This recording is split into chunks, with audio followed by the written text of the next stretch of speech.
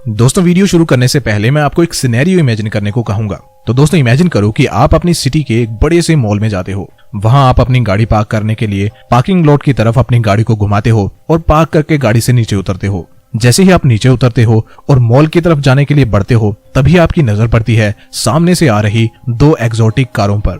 शहर में बहुत कम ऐसी महंगी और शानदार कारें हैं और वो इतनी शानदार हैं कि आपका मन उनको देखते ही उन पे आ जाता है। पहली कार है एक 10 करोड़ की रोल्स रॉयस फैंटम, एक बड़ी सी स्पेशियस और लग्जरी कार। आपको वो गाड़ी इतनी मस्त लगती है कि आप उसे एकटक आते हुए देखे जा रहे होते हो। तभी वो गाड़ी एकदम आपके सामने आके खड़ी हो जाती है और गाड़ी में से गाड़ी का ड्राइवर बाहर निकलता है, गाड़ी के पैसेंजर डोर को खोलता है, टिपिकल रोल्स रॉयस के कस्टम्स को फॉलो करता हुआ। अब आपकी एक्साइटमेंट और बढ़ जाती है और आप देखना चाहते हो कि इतनी महंगी गाड़ी का ओनर आखिर होगा कौन। अब बेसब्री से इंतजार कर रहे होते हो गाड़ी के मालिक के बाहर आने का। तभी आप देखते हो कि ड्राइवर ओनर को अपने हाथ का सहारा देते हुए उन्हें बाहर निकालने की कोशिश करता है। ओनर लड़खड़ाती हुई टांगों के साथ बाहर निकलता है और एक लाठी का सहारा लेकर खड़ा हो जाता है। वो देखने में एक 70-80 साल का बूढ़ा आदमी होता है।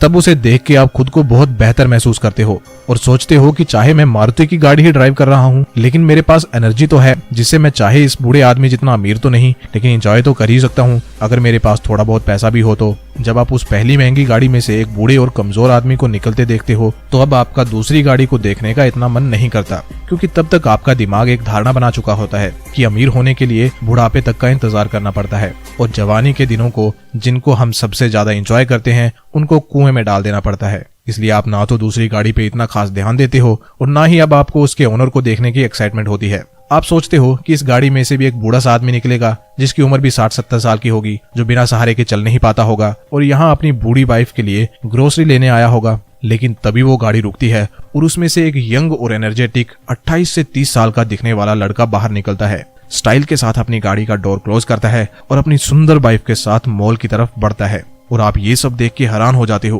कि इतनी महंगी गाड़ी को एक 30 साल का नौजवान लड़का ड्राइव करता है। वैसे वो गाड़ी एक स्पोर्ट्स कार लैम्बोर्गिनी होती है।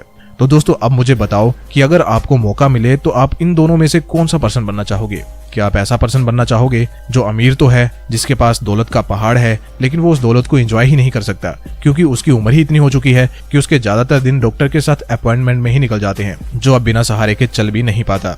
या फिर एक ऐसा इंसान बनना पसंद करोगे जो फुल ऑफ एनर्जी है, जिसके पास पैसा है, जिसको वो एंजॉय भी कर सकता है, जब चाहे वेकेशन पे जा सकता है, अपनी स्पोर्ट्स कार्स में लॉन्ग ड्राइव के लिए निकल सकता है? ऑब्वियसली बिना किसी सेकंड थॉट के आप सेकंड पर्सन ही बनना चाहोगे। लेकिन दोस्तों हम तो काफी समय से सुनते आ रहे हैं कि अगर हमें अमीर बनना है तो हमें सेव करना चाहिए, फिर उसे लॉन्ग टर्म के लिए किसी एफडी या बॉन्ड्स में इन्वेस्ट करना चाहिए ताकि हम 70-80 साल के होने पर अमीर बन सकें। फिर मैं ऐसा किस बेसिस पे कह रहा हूँ कि हमें अमीर होने के लिए बुढ़ापे का इंतजार नहीं करना पड़ेगा? तो दोस्तों ऐसा मैं नहीं कह रहा, ऐसा कहना है मिलियनेयर फास्टलेन बुक के ऑथर एमजे डिमार्को का। अब वीडियो में आगे बढ़ते हैं और एमजे डिमार्को की बुक मिलियनेयर फास्टलेन से जल्दी अमीर बनना सीखते हैं। तो दोस्तों ऑथर के अकॉर्डिंग अगर ये आप हो और ये है आपका फाइनेंशियल गोल, तो इस फाइनेंशियल गोल तक पहुंचने के लिए 3 रास्ते होते हैं: साइड लेन, स्लो लेन और फास्ट लेन। इन तीनों रास्तों को आप कुछ इस तरीके से समझ सकते हो। साइड लेन यानी रोड के साइड में बने फुटपाथ पे चलने जैसा है, जिसकी कोई गारंटी नहीं है कि ये आपको आपके गोल्स तक पहुंचाएगा भी या नहीं। दूसरा स्लो लेन का मतलब रोड पे पैदल या फिर साइकिल से चल के अपनी डेस्टिनेशन तक पहुंचना, जिसमें आपकी एक स्पीड लिमिट होगी और इस रास्ते पे चल के आप उस स्पीड लिमिट से ज्यादा तेज नहीं चल सकते। तीसरा है फास्ट लेन, जिसपे कोई स्पीड लिमिट नहीं है। आप इस रोड पे फरारी जैसी कार की फुल स्पीड से चल सकते हो और अपने गोल्स तक पहुंच सकते हो एज सून एज पॉसिबल। तो अब अगर आपको इन तीनों रास्तों में से कोई एक रास्ता चुनने को कहा जाए तो आप किस रास्ते से जाना चाहोगे? विदाउट एनी डाउट आप तीसरे रास्ते यानी फास्ट लेन से ही जाना चाहोगे। दोस्तों सभी लोग इस रोड से जाना तो चाहते हैं लेकिन चल नहीं पाते। इसी रोड को आप सबसे खाली देखोगे, जबकि बाकी दोनों रास्तों पे यानी साइड लेन और फास्ट लेन पे ही आपको सबसे ज्यादा ट्रैफिक देखने मिलेगा, क्योंकि मैक्सिमम लोग इन्हीं दोनों रास्तों पर होते हैं। तो दोस्तों अब हम इन्हीं तीनों लेन्स को डिटेल से समझेंगे कि आखिर इनका मतलब है क्या और कैसे आप साइड लेन और स्लो लेन से फास्ट लेन पे आ सकते हो और विदाउट एनी स्पीड लिमिट अपने फाइनेंशियल गोल्स तक पहुंच सकते हो। और ये सब हम सिंपल एग्जांपल्स के थ्रू समझेंगे, जो कि हमेशा हम करते हैं, जिससे कि चीजों को ज्यादा से ज्यादा इजी रखा जा सके। स्टोरीज और एग्जांपल्स का दिमाग पे लॉन्ग लास्टिंग इम्पैक्ट होता है और इन्हें याद रखना भी इजी होता है, इसीलिए मैं हमेशा स्टोरीज या एग्जांपल के थ्रू वीडियोस बनाता हूँ। तो अब जल्दी से इमेजिन करो 3 दोस्तों को। तीनों ही सेम कॉलेज से ग्रेजुएट हुए हैं, तीनों ही अपनी क्लास के सबसे ब्राइट स्टूडेंट्स में से एक थे, लेकिन आगे चल के तीनों के रास्ते, तीनों के प्रोफेशंस और फाइनेंशियल स्टेटस एकदम अलग होने वाले हैं। तीनों को हम कुछ नाम दे देते हैं फॉर इजी रेफरेंस। पहले दोस्त का नाम हम मोहित रखते हैं, दूसरे का इरफान और तीसरे का साहिल मान लेते हैं। और हाँ, साहिल की स्टोरी सुने बिना वीडियो को छोड़ना मत, अगर आपको जल्दी अमीर बनना है तो, अदरवाइज यू कैन स्किप। तो अब सबसे पहले दोस्त यानी मोहित के बारे में जान लेते हैं, जिसे कि कॉलेज कैंपस से ही प्लेसमेंट मिल जाती है। उसको एक प्राइवेट कंपनी में एक जूनियर इंजीनियर की जॉब मिल जाती है, जहां उसकी सैलरी 25,000 की होती है। मोहित को जैसे ही पहली सैलरी मिलती है तो उससे वो 70,000 का आईफोन खरीद लेता है, वो भी EMIs पे। फिर अगली सैलरी मिलती है तो फ्लैट में AC लगवा लेता है, अगेन EMIs पे। और इसी तरीके से वो हर महीने की सैलरी का यूज करता है, महंगी घड़ियों पे, गैजेट्स पे और पार्टीज में मौज मस्ती में उड़ा देता है। मोहित का मानना है कि कल किसने देखा, लाइफ का क्या पता आज है कल हो ना हो, और यही माइंडसेट होता है सभी साइड वर्कर्स का। और ये माइंडसेट सिर्फ मोहित जैसे कम सैलरी वाले लोगों का ही नहीं होता। इस कैटेगरी में बहुत सारे ऐसे लोग भी आते हैं जो दिखते तो बहुत अमीर हैं, लेकिन जब कभी उन पे बुरा टाइम आता है तब पता चलता है कि वो अंदर से तो कंगाल हो चुके हैं। जैसे कि आप कई बार सुनते होंगे कि कई सारे स्टार्स और सेलिब्रिटीज बैंकरप्ट हो गए। असल में वो इसलिए बैंकरप्ट होते हैं क्योंकि माइंडसेट उनका गरीबों वाला ही होता है। वो तो बाई चांस उन्होंने कहीं से पैसे कमा लिए होते हैं। इसलिए आप देखोगे कि मैक्सिमम लॉटरी जीतने वाले लोग कुछ सालों में ही उस पैसे को उड़ा देते हैं। इस माइंडसेट से बाहर निकलने के लिए आपको अपने अंदर के 3 रॉन्ग बिलीफ्स को निकालना होगा। पहला कि वेल्थ बनाने के लिए आपको लक चाहिए होता है। इस बिलीफ को जितना जल्दी हो सके हटा दो, क्योंकि जब तक ये बिलीफ आपके मन में रहेगा तब तक आप यही सोचते रहोगे कि अमीर बनने के लिए आपको लकी होना पड़ेगा, जबकि अमीर बनने के लिए लक की नहीं हार्ड वर्क की रिक्वायरमेंट होती है।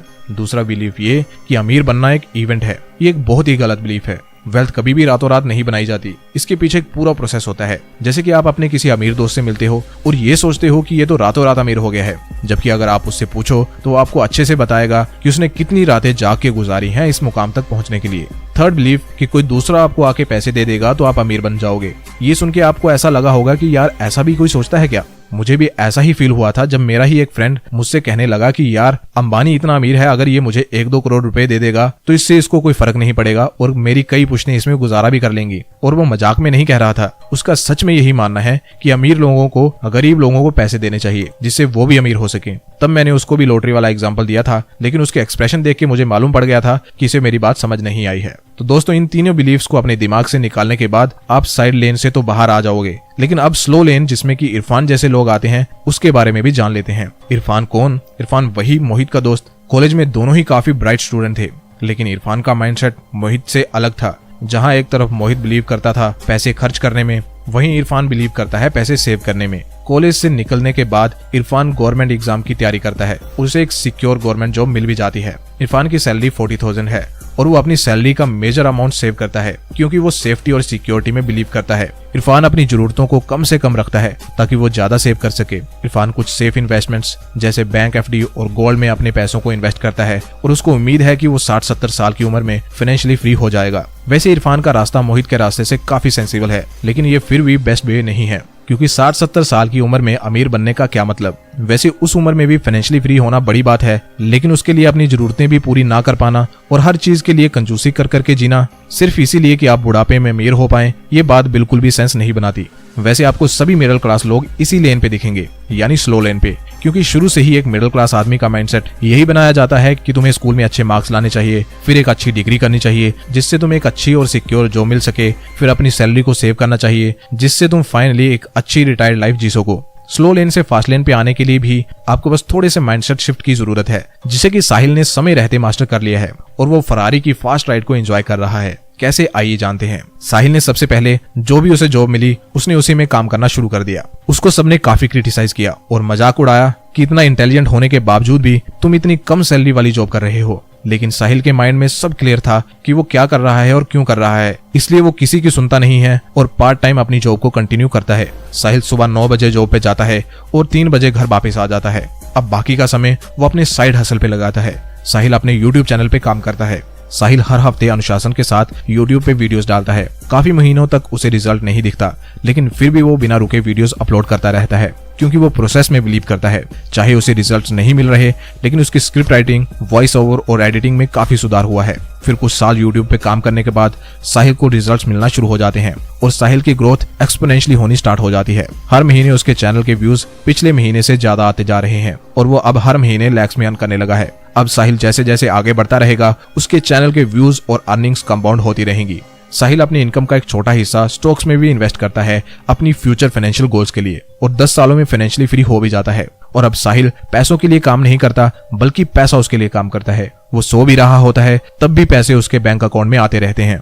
तो दोस्तों ये है फास्ट लेन में रहने के मजे। बस कुछ साल आपको कड़ी मेहनत करनी होती है, फिर बाकी की लाइफ आप अपने हिसाब से जी सकते हो। ये रास्ता फास्ट तो है लेकिन इजी बिल्कुल भी नहीं है, क्योंकि अगर ये इजी होता तो मैक्सिमम लोग इसी रास्ते पर होते, ना कि साइड लेन या स्लो लेन पे। तो दोस्तों मैंने इस बुक का पूरा निचोड़ इस वीडियो में आपके सामने रखने की कोशिश करी है। अगर आप वीडियो को अभी तक देख रहे हो तो बहुत चांसेस हैं कि या तो आप पहले से ही फास्ट लेन पे हो या फिर आना चाहते हो। अगर हाँ तो चैनल को अभी सब्सक्राइब करिए, क्योंकि हमारे चैनल का कंटेंट आपको वो माइंडसेट बनाने में मदद करेगा जो फास्ट लेन पे आने के लिए चाहिए होता है। तो दोस्तों मिलियनेयर फास्ट लेन बुक की समरी आपको कैसी लगी आप कमेंट करके बता सकते हैं, और वीडियो को भी लाइक कर सकते हैं ताकि मैं जान पाऊं कि आपको वीडियो पसंद आई है।